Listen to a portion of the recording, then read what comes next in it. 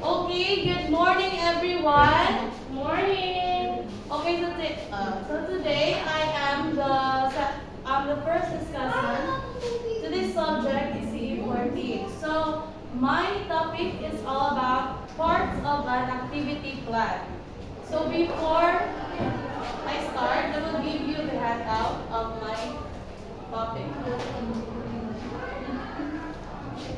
Okay.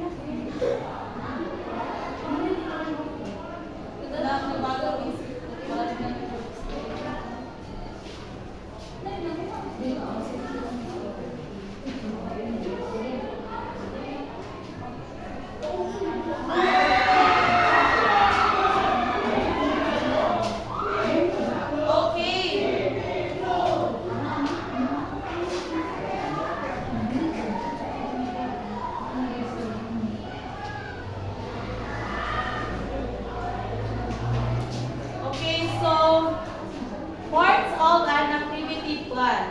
So early childhood is a time of rapid development, where play is not just fun but a vital tool for learning.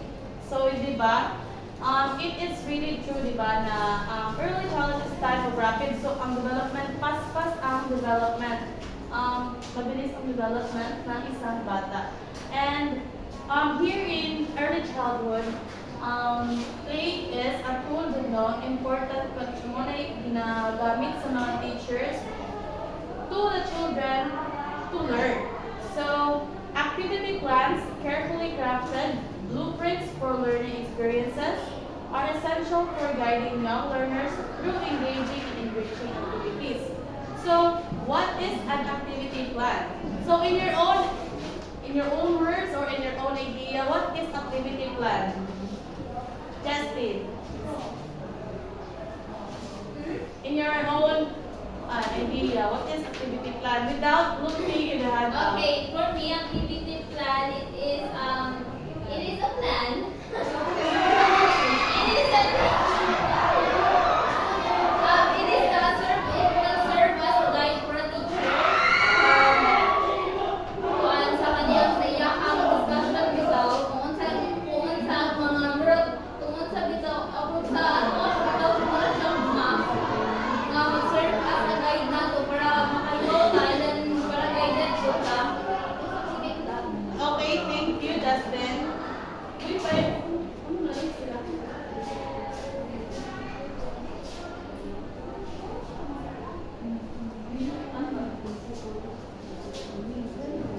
Okay, thank you, Justin. So, yes, that's right, di ba? Na, ang activity plan is that will be a guide for teachers kung unsay may tabo during the learning of the children. So here, in our handout, an activity plan is a detailed roadmap for a learning experience outlining the steps, materials, and objectives needed to achieve specific learning outcomes. It is a structured approach to play-based learning, ensuring that activities are purposeful and contribute to children's overall development. So, activity plan is a detailed plan, no, where muna gamiton for the teachers do when they are giving activities, and also in activity plan we have include na ang mga learning outcomes, mga activity title, content o mga materials, etc. So, why are activity plans important in early childhood?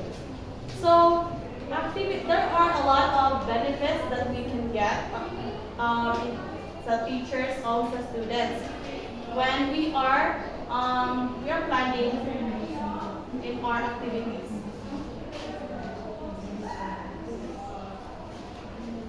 So kung anong importante, bakit mahalaga ang activity plans?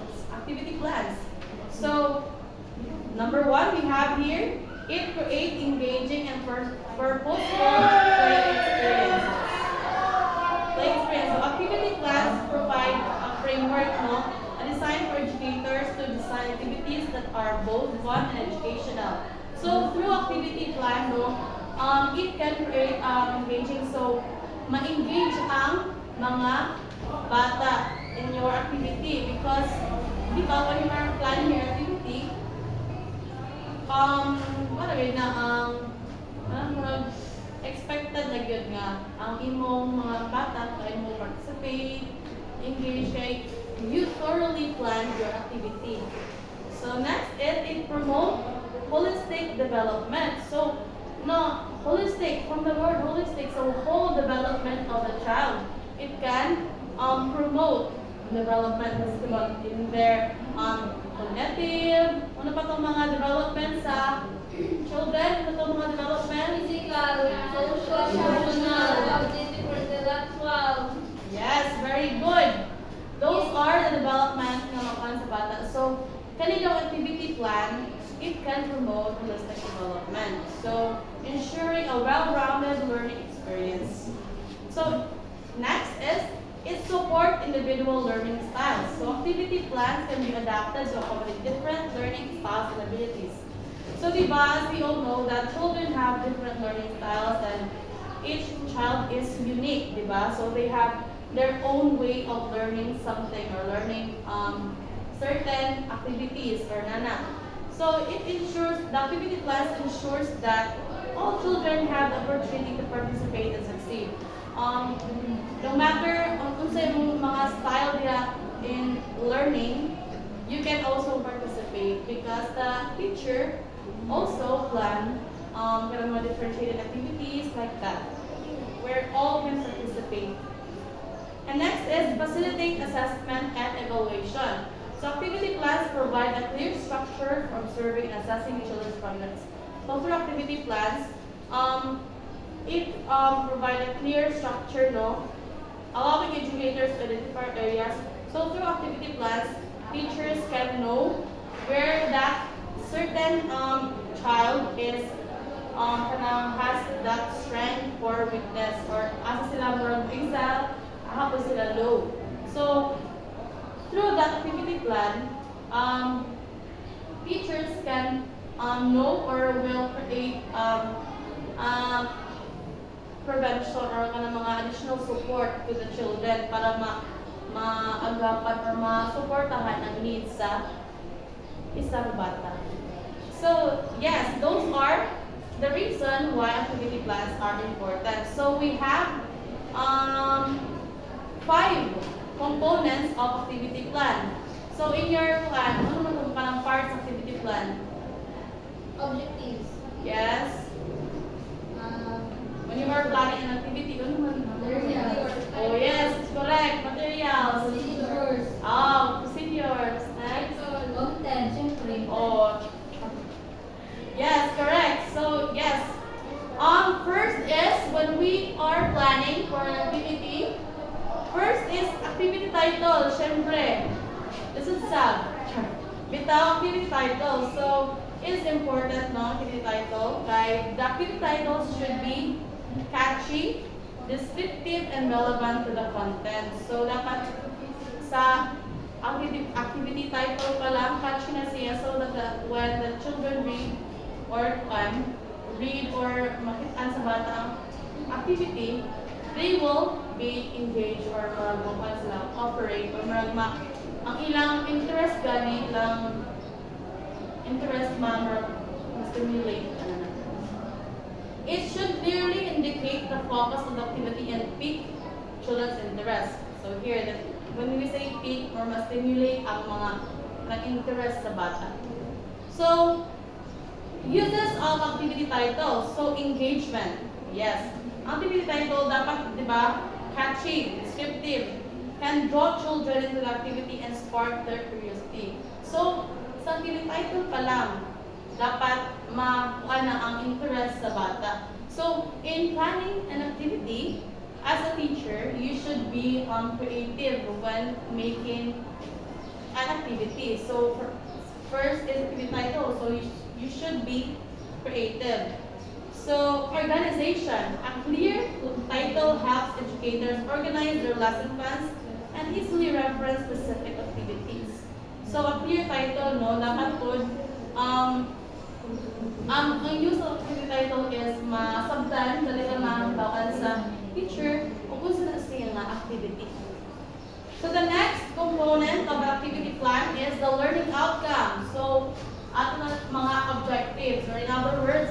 objectives. So, learning outcomes are specific, ano to, SMART?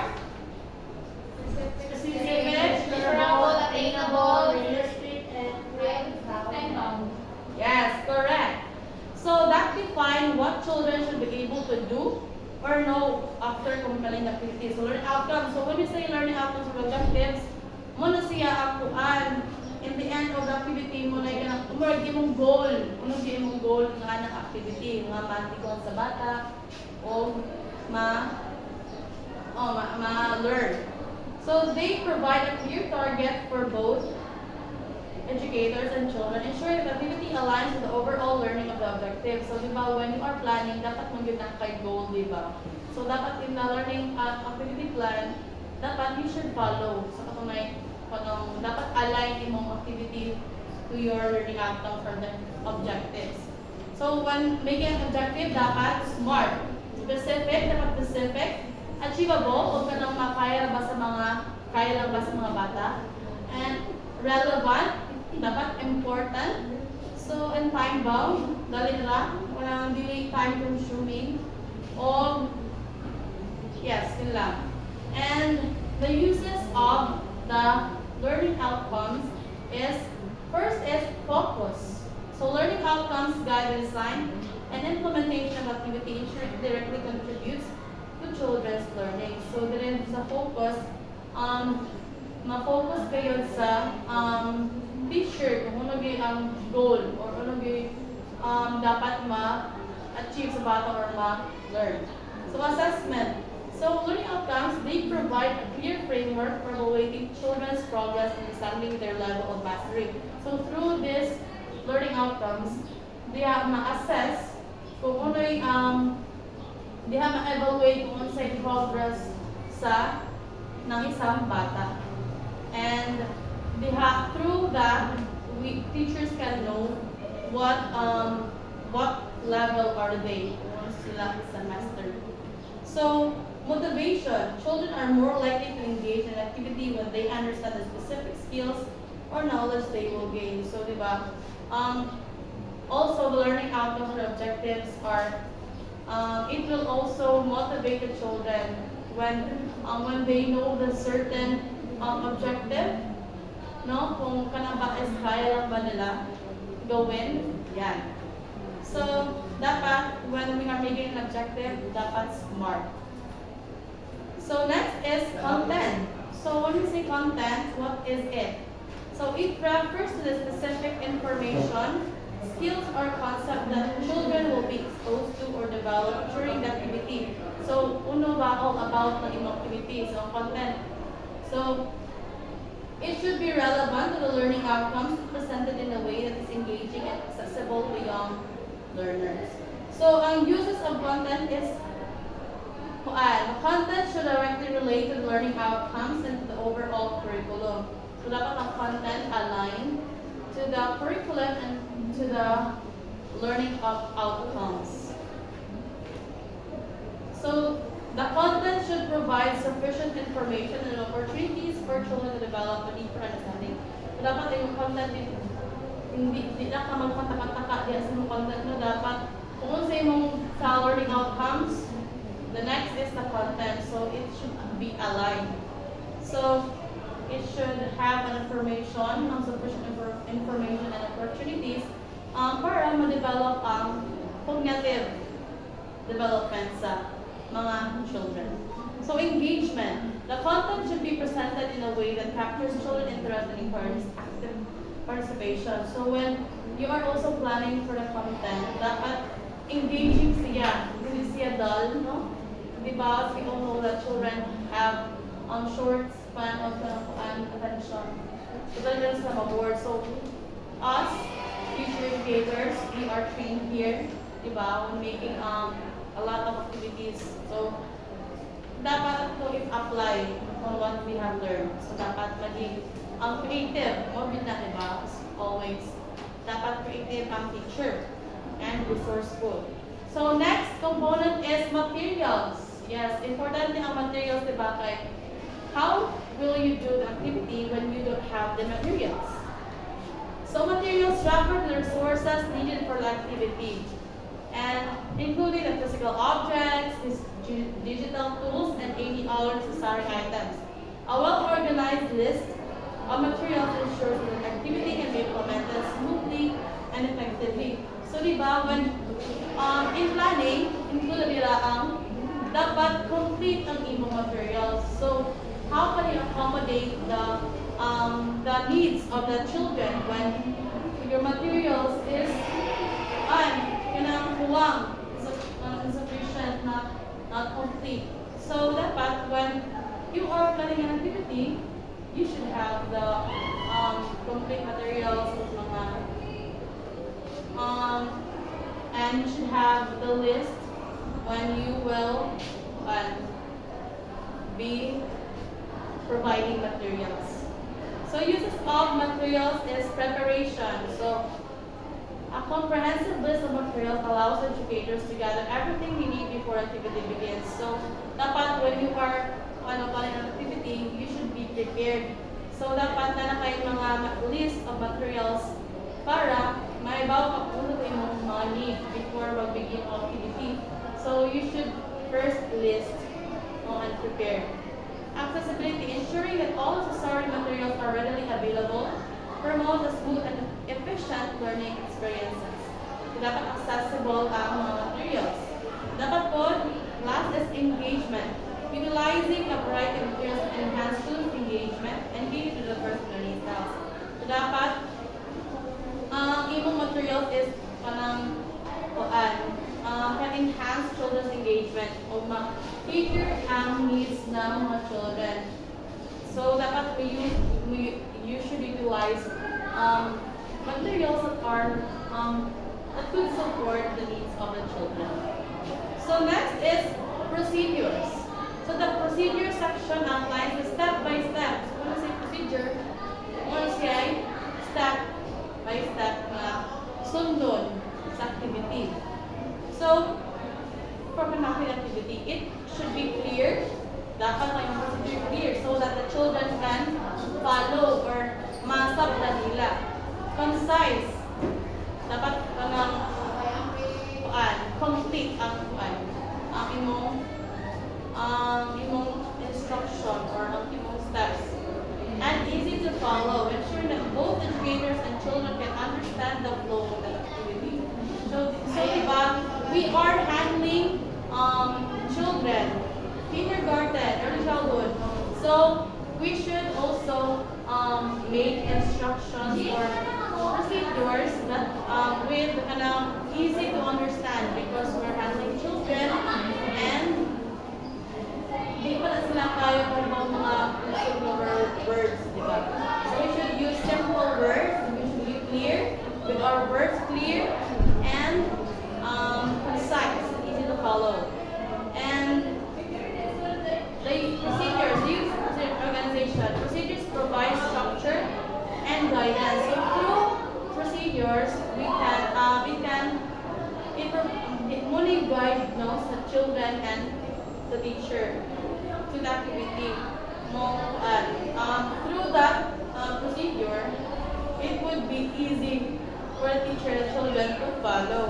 So smooth ang dagan pag naka-organize ang imong instruction or ang imong procedures. Clarity, clear instruction, minimize confusions, and allow children to participate effectively. So dapat clear lagi, di ba? When we are making our instruction, dapat clear. Para walang confusion sa mga mag-participate sa activity. So next is flexibility. While procedures provide a framework, they should also allow for some flexibility to accommodate individual needs and learning styles. So dapat sa ma-accommodate to children with different learning styles. So we should also modify something para dili ma-behind itong mga ubang bata. So you should also make an instruction also sa mga bata with different learning style para ma-accommodate sila. So 6 is extensions. So provide opportunities for children who have mastered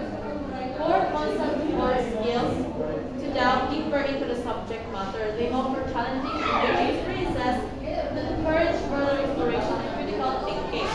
So the extension is provide opportunities for children to pass. So muna sila mga ipanghatag sa teachers or additional activities for the children so that their ang kanilang mga kitas ba o kanilang nakasabot pag sila kanang taman o nakasabot pag sila so that magpala lang skills ba ma-enhance.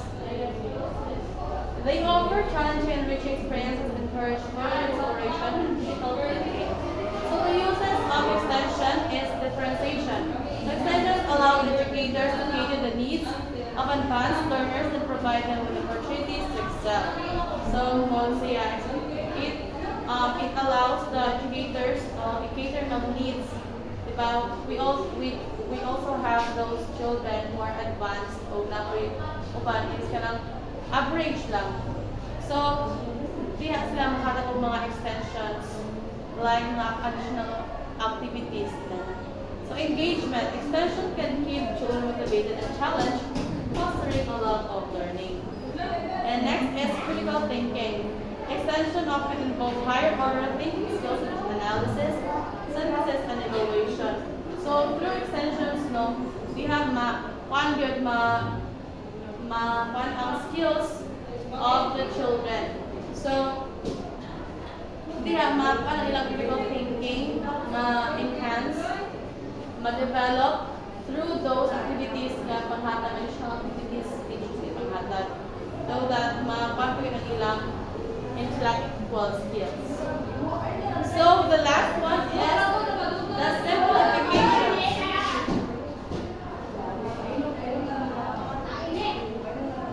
The last one is simplification. So what is simplifications? So these are the modifications that make the activity more accessible to children who may need additional support or scaffolding. They ensure that all children have the opportunity to participate and succeed regardless of their learning level. So these are kind of mga changes that a teacher do so that those children with additional support or who need additional support or have different learning styles can still be accommodated. So through the simplifications, teachers will give some activity that are appropriate to them or has